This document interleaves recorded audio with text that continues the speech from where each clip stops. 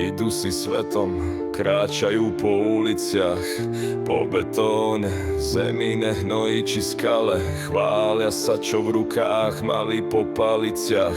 Aj keď najmúdrejší sú zvieratá, sú to stále.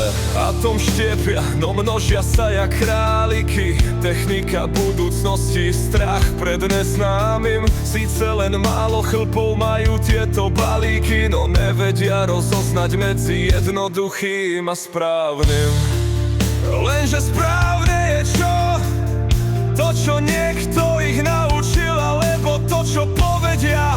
Správne môže byť každé to. Dobre či zlé, aj tak nič nevedia. Stratení v prírode, či drevenej, betónovej. Ženú sa za korisťou, boja sa dravcov. Pre vlastné uspokojenie sú stále v dobe novej. Žijú tie isté životy predchádzajúcich starcov. Aj keď si myslia, že žijú inak.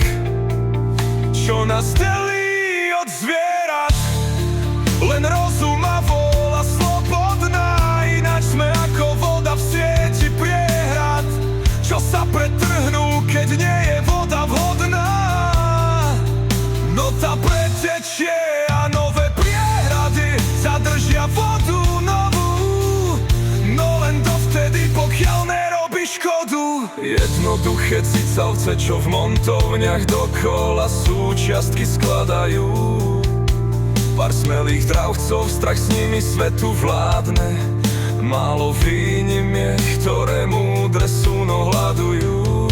Človek zvieratá používa, no zvierat synou páchne. Sme zvieratá v handrách, vedomosti plno, no zvierací púd prevládne.